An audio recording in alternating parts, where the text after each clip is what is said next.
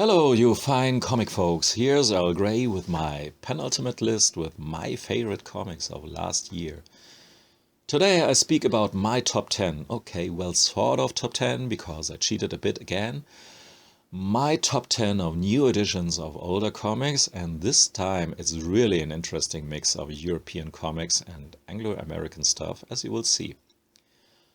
On rank 10, there's Proof That the Devil Loves You, one of these handy little hardcovers called Fritz Movie Books, because that's what they are, scenes and stories that reflect the, quotes, real world of the many big-breasted offsprings and relatives of Luba and their companions, in an even more surreal and absurd manner. Everything here is centered around Fritz, Luba's half-sister, who speaks with a lisp, except when she appears in one of her adult flicks. I can't begin to pretend that I would understand all the shenanigans in the ever-evolving and splintering Gilbertoverse, but this little book here takes some stories out of Love and Rockets which seem to be useful as a starting point into the more far-out world of the Fritz movie comics.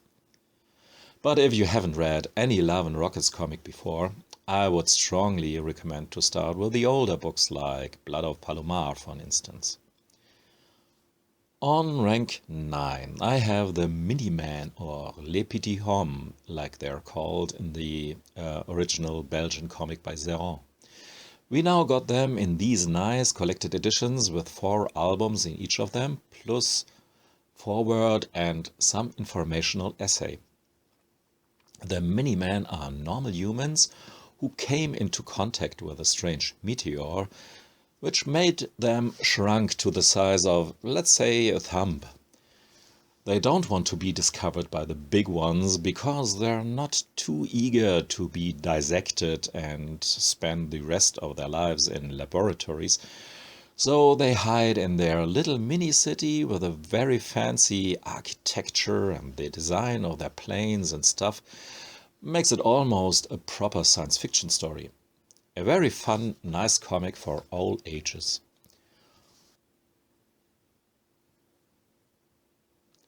On rank 8, there's something that surprised me a lot in terms of how much fun I got out of these 2 books. And there will be a third one coming. The Winner 2 adaptations by Walter Neugebauer.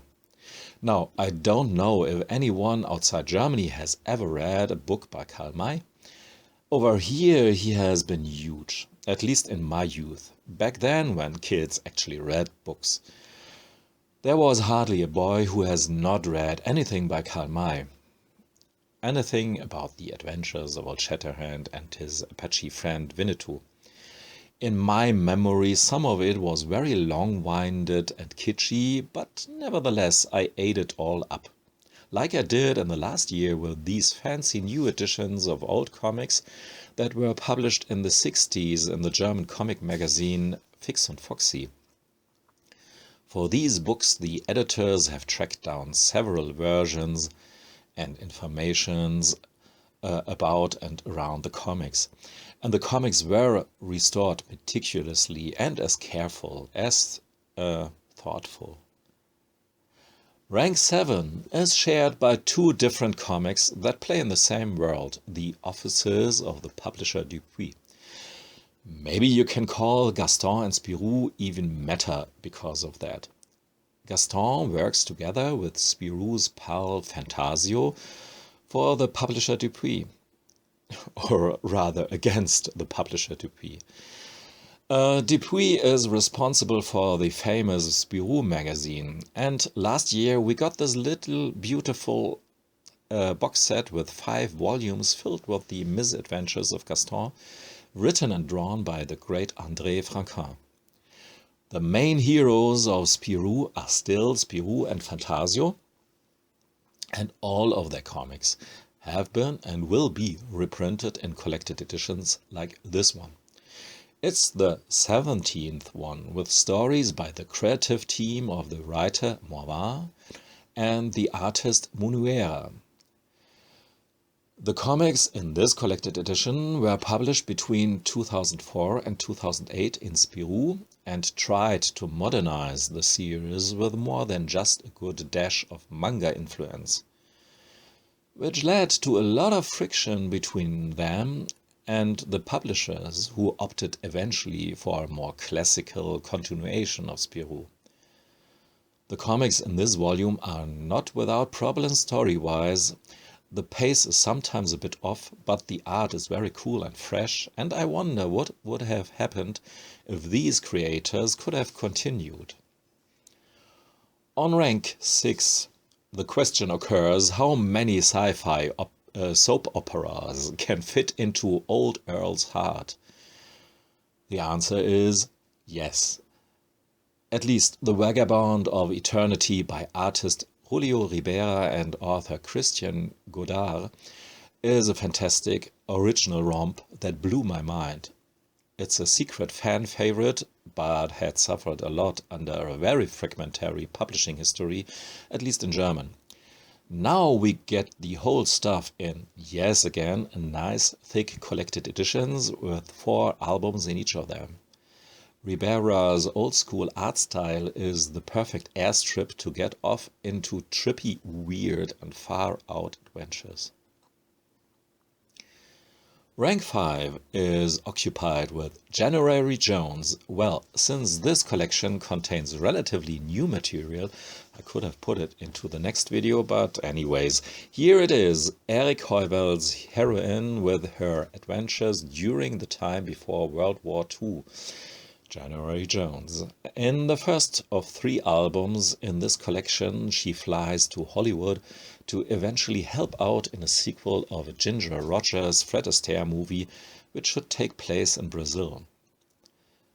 Very entertaining and enjoyable stories that use the historic setting for very cool and, despite, or maybe because of the Ligne Claire art style, quite authentic adventures.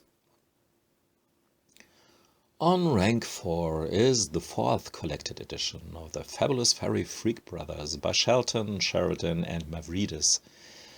We are halfway through with this. Volume 6 and 5 already came out, which is an interesting sequence to put the stuff out, starting with the last stories and making their way to the beginning of the iconic underground darlings.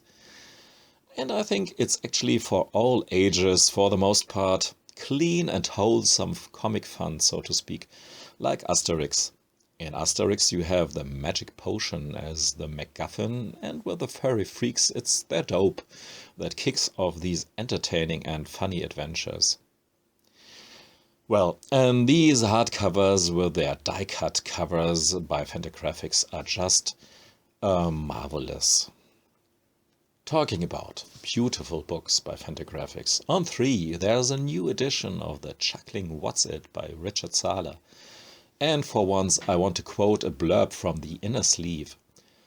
Labyrinthian in plotting and constantly sending the readers down new avenues before arriving at a titillating conclusion, Sala's shadowy humor, along with his bold line, consistently make for nothing short of a fully formed reading experience.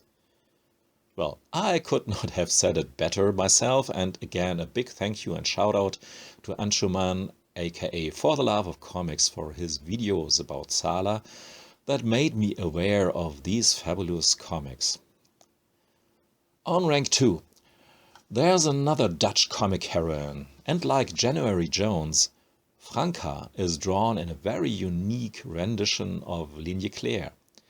She's the creation of Henk Kuipers, who has drawn Franca comics for decades now, constantly evolving his storytelling and his drawings. The second volume contains 3 full-length stories and 3 short stories with the adventures of private investigator Franca. And be pure, be vigilant, behave. I have 2 books on rank 1. The first one is the start of the collected Nemesis by Kevin O'Neill and Pat Mills. Finally, Rebellion puts these out in a decent format. When I first read My Shrunken Trades back then by Rebellion, I wasn't aware of the shrinkage, or at least how much it affects the reading experience. But boy, I can tell you, the drawings by O'Neill shine in the new format. Or actually, it's the old format because it's more or less the magazine format of the 2000 AD magazines. This is a soft cover that I got for Christmas, but I'll trade it in for the beautiful hardcovers for sure, because this year's is just, yeah, too important and too beautiful not to be celebrated in decent, beautiful hardcovers. And then, last but definitely not least, my other favorite new edition of older comics that came out in 2023 is this handy hardcover by Taschen. Silver Surfer Volume 1, collecting the complete first run drawn by Sal Buscema from 1968 to 1970. So it's, of course, and obviously after the first appearance of Silver Surfer, which took place in the Fantastic Four, and it's not Jack Kirby, but I love Sal Buscema's artwork not less. He uses huge panels with lots of dynamic and details, which make this monster of a book almost to a book full of posters. What an amazing series by Taschen. And what amazing comics there were to get and read in 2023. Just one list to go, and that one will finally contain my top 10 or top 12 or whatever. I'm not so sure about it right now. Oh, literally new comics from 2023. Thanks for listening and watching. Goodbye.